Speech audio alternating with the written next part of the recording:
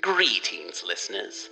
We're back, once again, to talk to you about the Cthulhu mythos, its books, its monsters, its unfortunate human casualties, its timeline in general, and even its tangential bits, like the Dreamlands, or things of a weird nature, or things that are Lovecraftian leaning, weird fiction, science fiction, horror, learn of terrible meetings in lonely places, of cyclopean ruins and vast staircases that lead down to abysses of nighted secrets, of complex angles that lead through invisible walls to other regions of space and time, and of hideous explorations in remote and forbidden places, on other worlds, and in different time-space continua. From the creation of our galaxy to the death of the sun, this is an exploration of the Cthulhu mythos from the perspective of humans' concept of history. We are the people's guide to the Cthulhu mythos. You can find us at pgttcm.com, pgttcm.podbean.com, and you can find us on Facebook, Twitter, Instagram. The People's Guide to the Cthulhu mythos starts now. The People's Guide to the Cthulhu Mythos. Season 8.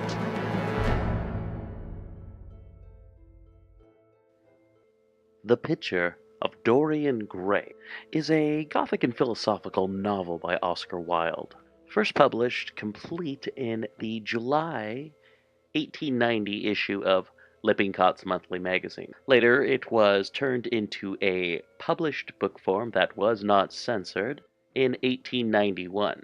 Enjoy The Picture of Dorian Gray by Oscar Wilde. This episode is brought to you by FoundItemClothing.com and BunnySlippers.com. Subscribe to PGTTCM with DB Spitzer and Seraphy wherever you subscribe to podcasts. We use Podbean and Apple Podcasts around these parts. Check out our new website over at www.pgttcm.com. Check out the new PGTTCM merch table over at pgttcm.threadless.com. Follow on Twitter, Facebook, Instagram, and PGTTCM.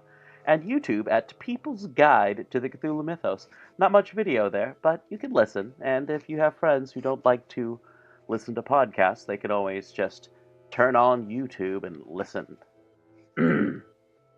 Edited by Daniel Spitzer. Audio by everybody. Music by Kevin MacLeod featuring The Chamber and Oppressive Gloom. Chapter 2 of The Picture of Dorian Gray by Oscar Wilde. As they entered, they saw Dorian Gray. He was seated at the piano, with his back to them, turning over the pages of a volume of Schumann's forest scenes. "You must lend me these, Basil," he cried. "I want to learn them. They are perfectly charming." "That entirely depends on how you sit today, Dorian." "Oh, I am tired of sitting, and I don't want a life-size portrait of myself," answered the lad, swinging round on a music stool in a willful, petulant manner. When he caught sight of Lord Henry, a faint blush colored his cheeks for a moment, and he started up. "I beg your pardon, Basil, but I didn't know you had anyone with you." "This is Lord Henry Wotton, Dorian, an old Oxford friend of mine. I have just been telling him what a capital sitter you were, and now you have spoiled everything." "You have not spoiled my pleasure in meeting you, Mr. Gray," said Lord Henry, stepping forward and extending his hand. "My aunt has often spoken to me about you. You are one of her favorites, and I am afraid one of her victims also." "I am in Lady Agatha's black books at present," answered Dorian with a funny look of penitence. "I promised to go to a club in Whitechapel with her last Tuesday, and I really forgot all about it. We were to have played a duet together. 3 duets, I believe. I don't know what she will say to me. I am far too frightened to call." "Oh, I will make your peace with my aunt. She is quite devoted to you. and I don't think it really matters about your not being there. The audience probably thought it was a duet. When Aunt Agatha sits down at the piano, she makes quite enough noise for two people." "That is very horrid to her, and not very nice to me," answered Dorian, laughing. Lord Henry looked at him. Yes, he was certainly wonderfully handsome, with his finely curved scarlet lips, his frank blue eyes, his crisp gold hair. There was something in his face that made one trust him at once. All the candor of youth was there, as well as all youth's passionate purity. One felt that he had kept himself unspotted from the world. No wonder Basil Hallward worshipped him. "You are too charming to go in for philanthropy, Mr. Gray. Far too charming." And Lord Henry flung himself down on the divan and opened his cigarette case. The painter had been busy mixing his colors and getting his brushes ready. He was looking worried, and when he heard Lord Henry's last remark, he glanced at him, hesitated for a moment, and then said, "Harry, I want to finish this picture today. Would you think it awfully rude of me if I asked you to go away?" Lord Henry smiled and looked at Dorian Gray. "Am I to go, Mr. Gray?" he asked. "Oh, please don't, Lord Henry. I see that Basil is in one of his sulky moods, and I can't bear him when he sulks. Besides, I want you to tell me why I should not go in for philanthropy." "I don't know that I shall tell you that, Mr. Gray. It is so tedious a subject that one would have to talk seriously about it. But I certainly shall not run away, now that you have asked me to stop. You don't really mind, Basil, do you? You have often told me that you liked your sitters to have someone to chat to." Hallward bit his lip. "If Dorian wishes it, of course you must stay. Dorian's whims are laws to everybody, except himself." Lord Henry took up his hat and gloves. "You are very pressing, Basil, but I'm afraid I must go. I promised to meet a man at the Orleans. Goodbye, Mr. Gray. Come and see me some afternoon in Curzon Street. I am nearly always at home at 5 o'clock. Write to me when you are coming. I should be sorry to miss you." "Basil," cried Dorian Gray, "if Lord Henry Wotton goes, I shall go too. You never open your lips while you are painting, and it is horribly dull standing on a platform and trying to look pleasant. Ask him to stay. I insist upon it." "Stay, Harry, to oblige Dorian and to oblige me," said Hallward, gazing intently at his picture. "It is quite true. I never talk when I am working, and never listen either, and it must be dreadfully tedious for my unfortunate sitters. I beg you to stay." "But what about my man at the Orleans?" The painter laughed. "I don't think there will be any difficulty about that. Sit down again, Harry. And now, Dorian, get up on the platform and don't move about too much, or pay attention to what Lord Henry says.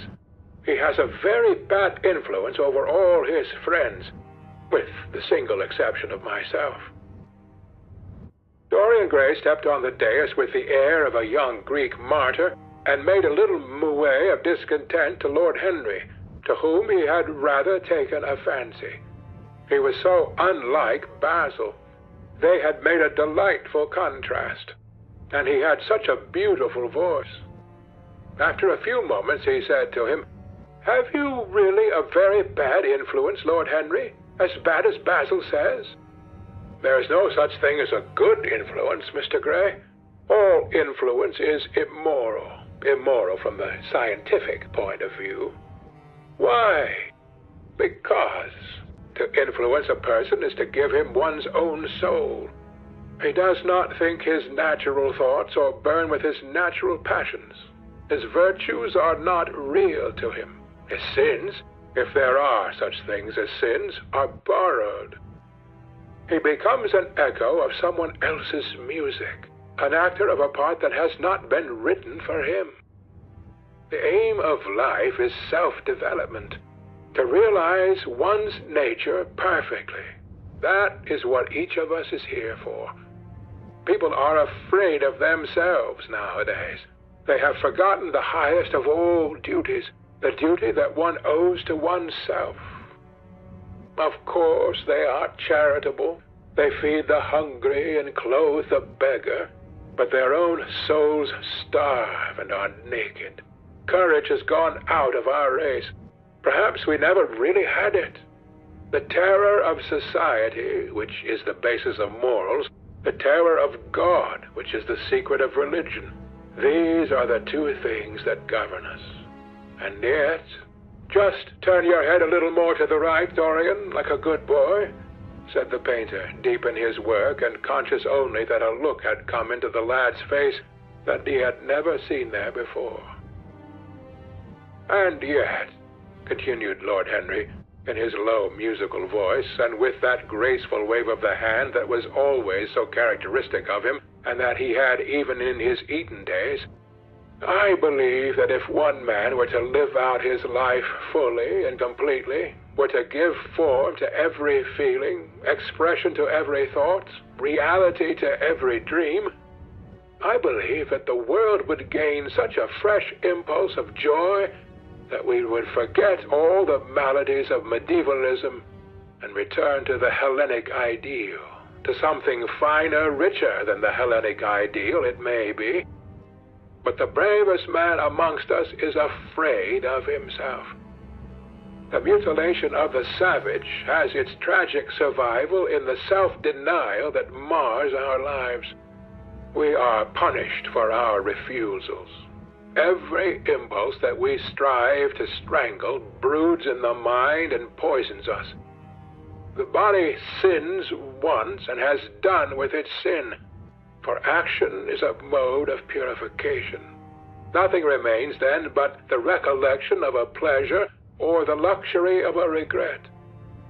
The only way to get rid of a temptation is to yield to it. Resist it, and your soul grows sick with longing for the things it has forbidden to itself, with desire for what its monstrous laws have made monstrous and unlawful. It has been said that the great events of the world take place in the brain. It is in the brain, and the brain only, that the great sins of the world take place also. You, Mr. Gray, you yourself, with your rose-red youth and your rose-white boyhood, you have had passions that have made you afraid, thoughts that have filled you with terror, daydreams and sleeping dreams whose mere memory might stain your cheek with shame. Stop, faltered Dorian Gray. Stop! You bewilder me. I don't know what to say. There is some answer to you, but I cannot find it. Don't speak. Let me think. Or rather, let me try not to think. For nearly 10 minutes he stood there, motionless, with parted lips and eyes strangely bright. He was dimly conscious that entirely fresh influences were at work within him. Yet they seemed to him to have come really from himself. The few words that Basil's friend had said to him, words spoken by chance, no doubt, and with willful paradox in them, had touched some secret chord that had never been touched before, but that he felt was now vibrating and throbbing to curious pulses. Music had stirred him like that. Music had troubled him many times, but music was not articulate. It was not a new world, but rather another chaos that it created in us. Words, mere words, how terrible they were, how clear and vivid and cruel. One could not escape from them, and yet what a subtle magic there was in them. They seemed to be able to give a plastic form to formless things, and to have a music of their own as sweet as that of viol or a flute. Mere words. Was there anything so real as words? Yes, There had been things in his boyhood that he had not understood. He understood them now. Life suddenly became fiery-colored to him. It seemed to him that he had been walking in fire. Why had he not known it? With his subtle smile, Lord Henry watched him. He knew the precise psychological moment when to say nothing. He felt intensely interested. He was amazed at the sudden impression that his words had produced, and remembering a book that he had read when he was 16, a book which had revealed to him much that he had not known before, he wondered whether Dorian Gray was passing through a similar experience. He had merely shot an arrow into the air. Had it hit the mark? How fascinating the lad was. Hallward painted away with that marvelous bold touch of his that had the true refinement and perfect delicacy that in art, at any rate, comes only from strength. He was unconscious of the silence. "Basil, I am tired of standing," cried Dorian Gray suddenly. "I must go out and sit in the garden. The air is stifling here." "My dear fellow, I am so sorry. When I am painting, I can't think of anything else. But you never sat better. You were perfectly still, and I have caught the effect I wanted. The half-parted lips and the bright look in the eyes. I don't know what Harry has been saying to you, but he has certainly made you have the most wonderful expression. I suppose he has been paying you compliments. You mustn't believe a word that he says." "He has certainly not been paying me compliments. Perhaps that is the reason that I don't believe anything he has told me." "You know you believe it all," said Lord Henry, looking at him with his dreamy, languorous eyes. "I will go out to the garden with you. It is horribly hot in the studio. Basil, let us have something iced to drink, something with strawberries in it." "Certainly, Harry. Just touch the bell, and when Parker comes, I will tell him what you want. I have got to work up this background, so I will join you later on. Don't keep Dorian too long. I have never been in better form for painting than I am today. This is going to be my masterpiece. It is my masterpiece as it stands." Lord Henry went out to the garden and found Dorian Gray burying his face in the great cool lilac blossoms, feverishly drinking in their perfume as if it had been wine. He came close to him and put his hand upon his shoulder. "You are quite right to do that," he murmured. "Nothing can cure the soul but the senses, just as nothing can cure the senses but the soul." The lad started and drew back. He was bareheaded, and the leaves had tossed his rebellious curls and tangled all their gilded threads. There was a look of fear in his eyes, such as people have when they are suddenly awakened. His finely chiseled nostrils quivered, and some hidden nerve shook the scarlet of his lips and left them trembling. "Yes," continued Lord Henry, "that is one of the great secrets of life, to cure the soul by means of the senses, and the senses by means of the soul. You are a wonderful creation. You know more than you think you know, just as you know less than you want to know." Dorian Gray frowned and turned his head away. He could not help liking the tall, graceful young man who was standing by him. His romantic, olive-colored face and worn expression interested him. There was something in his low, languid voice that was absolutely fascinating. His cool, white, flower-like hands, even, had a curious charm. They moved, as he spoke, like music, and seemed to have a language of their own. But he felt afraid of him, and ashamed of being afraid. Why had it been left for a stranger to reveal him to himself? He had known Basil Hallward for months, but friendship between them had never altered him. Suddenly, there had come someone across his life who seemed to have disclosed to him life's mystery. And yet, what was there to be afraid of? He was not a schoolboy or a girl. It was absurd to be frightened. "Let us go and sit in the shade," said Lord Henry. "Parker has brought out the drinks, and if you stay any longer in this glare, you will be quite spoiled, and Basil will never paint you again. You really must not allow yourself to become sunburned. It would be unbecoming." "What can it matter?" cried Dorian Gray, laughing, as he sat down on the seat at the end of the garden. "It should matter everything to you, Mr. Gray." "Why?"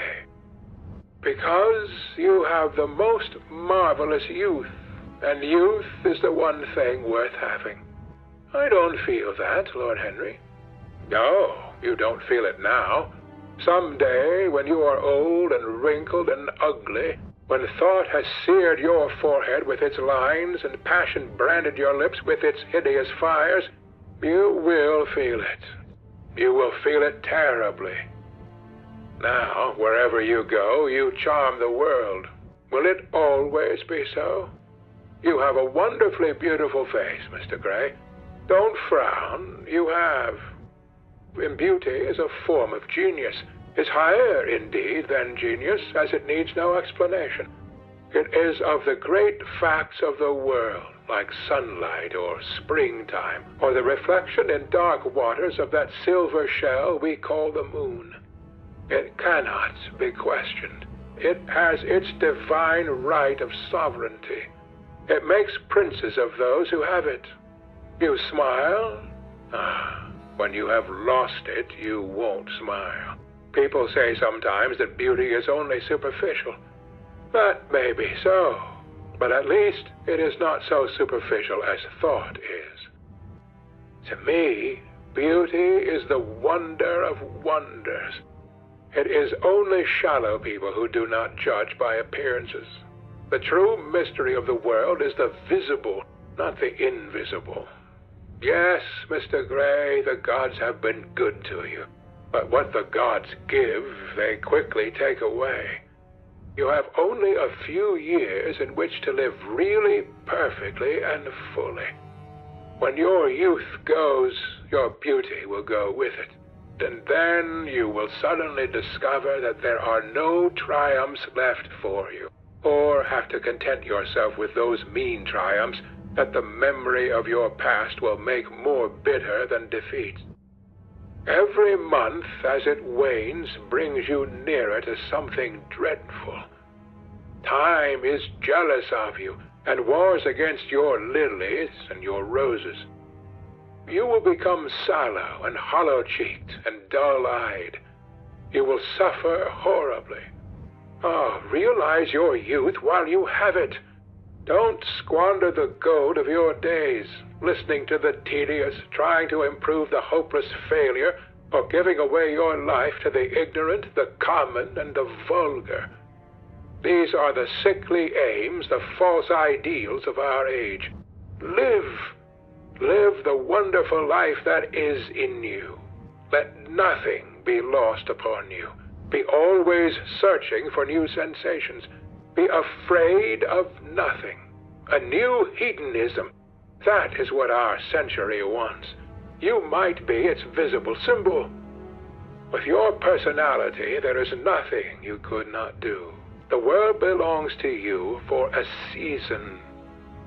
The moment I met you, I saw that you were quite unconscious of what you really are, of what you really might be. There is so much in you that charmed me that I felt I must tell you something about yourself. I thought how tragic it would be if you were wasted.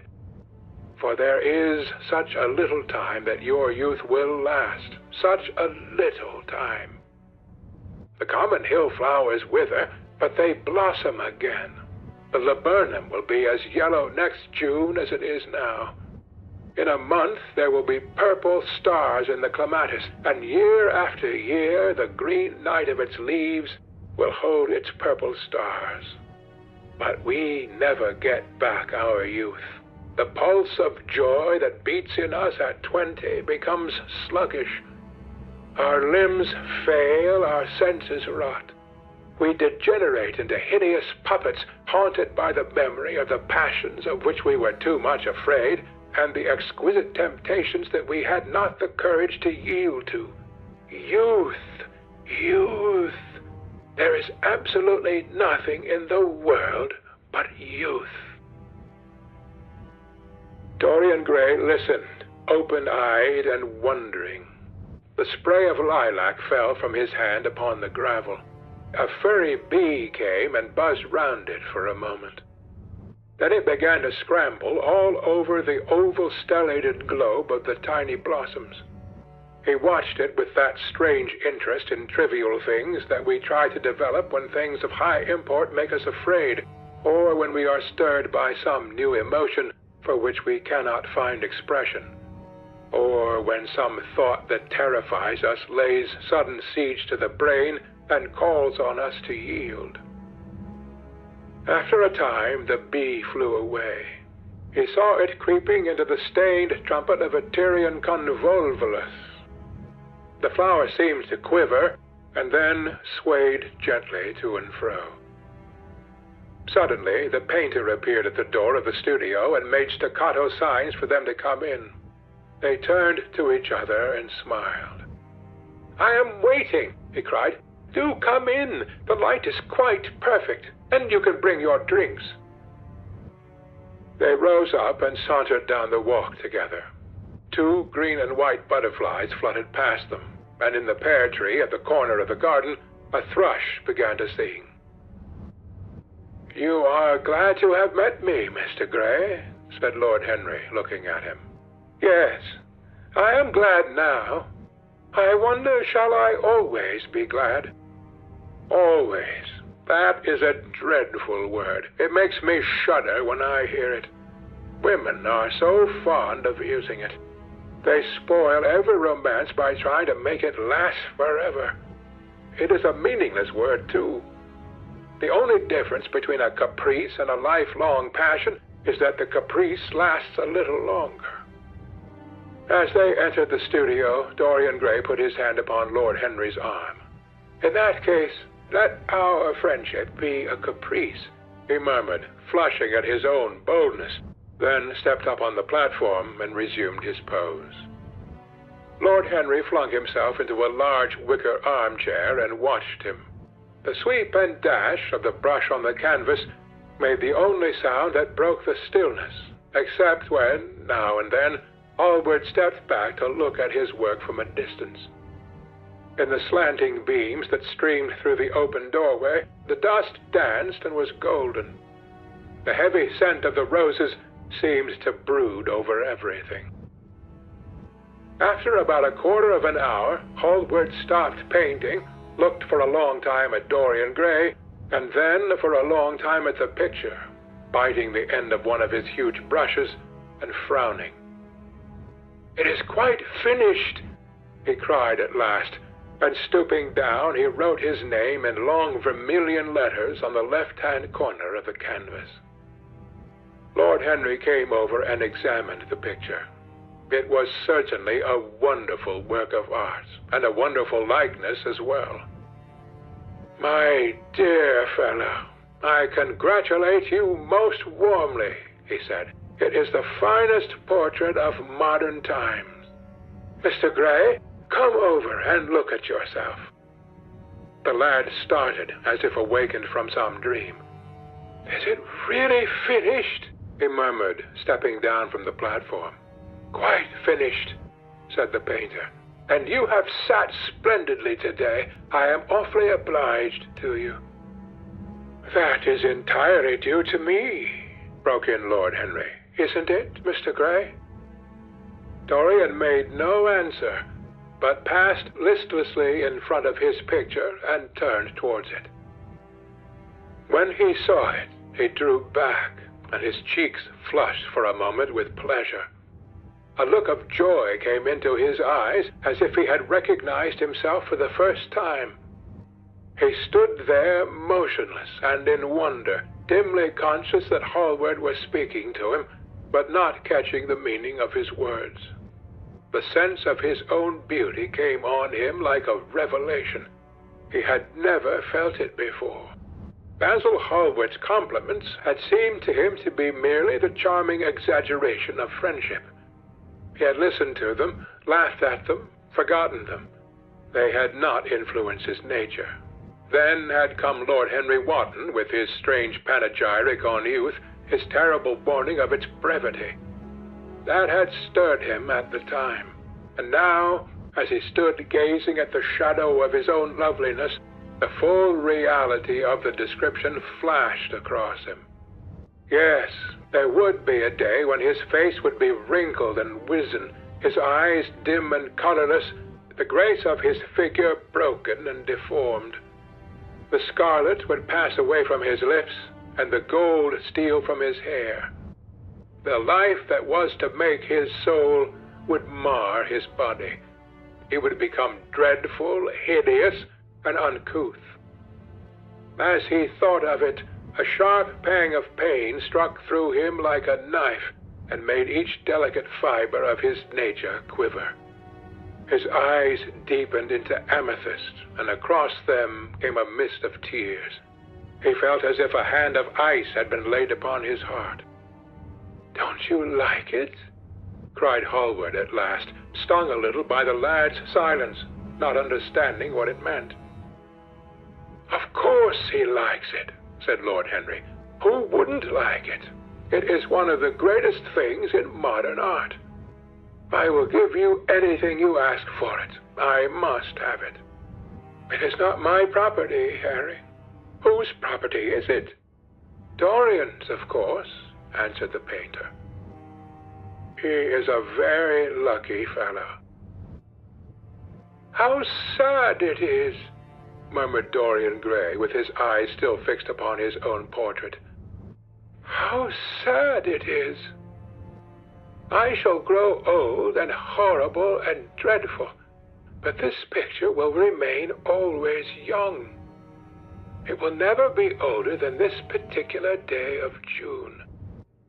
If it were only the other way, if it were I who was to be always young and the picture that was to grow old, for that I would give everything. Yes, there is nothing in the whole world I would not give. I would give my soul for that." "You would hardly care for such an arrangement, Basil," cried Lord Henry, laughing. "It would be rather hard lines on your work." "I should object very strongly, Harry," said Hallward. Dorian Gray turned and looked at him. "I believe you would, Basil. You like your art better than your friends. I am no more to you than a green bronze figure. Hardly as much, I dare say." The painter stared in amazement. It was so unlike Dorian to speak like that. What had happened? He seemed quite angry. His face was flushed, his cheeks burning. "Yes," he continued, "I am less to you than your ivory Hermes or your silver fawn. You will like them always. How long will you like me? Till I have my first wrinkle, I suppose. I know now that when one loses one's good looks, whatever they may be, he loses everything. Your picture has taught me that. Lord Henry Wotton is perfectly right. Youth is the only thing worth having. When I find that I am growing old, I shall kill myself." Hallward turned pale and caught his hand. "Dorian, Dorian," he cried, "don't talk like that. I have never had such a friend as you, and I shall never have such another. You are not jealous of material things, are you? You who are finer than any of them. I am jealous of everything whose beauty does not die. I am jealous of the portrait you have painted of me. Why should it keep what I must lose?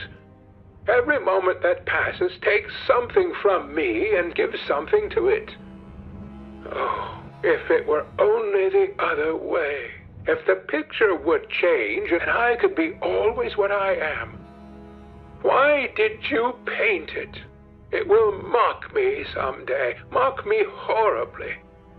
The hot tears welled into his eyes. He tore his hand away, and flinging himself on the divan, he buried his face in the cushions as though he was praying.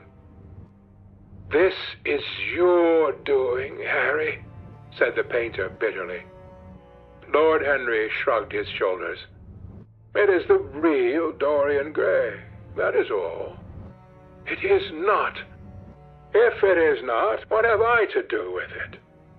"You should have gone away when I asked you," he muttered. "I stayed when you asked me," was Lord Henry's answer. "Harry, I can't quarrel with my two best friends at once, but between you both, you have made me hate the finest piece of work I have ever done, and I will destroy it. What is it but canvas and color? I will not let it come across our 3 lives and mar them." Dorian Gray lifted his golden head from the pillow, and with pallid face and tear-stained eyes, looked at him as he walked over to the deal painting table that was set beneath the high-curtained window. What was he doing there? His fingers were straying about among the litter of tin tubes and dry brushes, seeking for something. Yes, it was for the long palette knife, with its thin blade of lithe steel. He had found it at last. He was going to rip up the canvas. With a stifled sob, the lad leaped from the couch, and rushing over to Hallward, tore the knife out of his hand and flung it to the end of the studio. "Don't, Basil, don't!" he cried. "It would be murder." "I am glad you appreciate my work at last, Dorian," said the painter coldly, when he had recovered from his surprise. "I never thought you would." "Appreciate it? I am in love with it, Basil. It is part of myself. I feel it." "Well, as soon as you are dry, you shall be varnished and framed and sent home. Then you can do what you like with yourself." And he walked across the room and rang the bell for tea. "You will have tea, of course, Dorian, and so will you, Harry. Or do you object to such simple pleasures?" "I adore simple pleasures," said Lord Henry. "They are the last refuge of the complex. But I don't like scenes, except on the stage. What absurd fellows you are, both of you. I wonder who it was defined man as a rational animal. It was the most premature definition ever given. Man is many things, but he is not rational. I am glad he is not, after all, though I wish you chaps would not squabble over the picture. You had much better let me have it, Basil. This silly boy doesn't really want it, and I really do." "If you let anyone have it but me, Basil, I shall never forgive you," cried Dorian Gray. "And I don't allow people to call me a silly boy. You know the picture is yours, Dorian. I gave it to you before it existed. And you know that you have been a little silly, Mr. Gray, and that you don't really object to being reminded that you are extremely young." "I should have objected very strongly this morning, Lord Henry." "Ah, this morning. You have lived since then." There came a knock at the door, and the butler entered with a laden tea tray and set it down upon a small Japanese table. There was a rattle of cups and saucers and the hissing of a fluted Georgian urn. 2 globe-shaped china dishes were brought in by a page. Dorian Gray went over and poured out the tea. The 2 men sauntered languidly to the table and examined what was under the covers. "Let us go to the theater tonight," said Lord Henry. "There is sure to be something on somewhere. I have promised to dine at White's, but it is only with an old friend, so I can send him a wire to say that I am ill, or that I am prevented from coming in consequence of a subsequent engagement. I think that would be a rather nice excuse. We would have all the surprise of candor."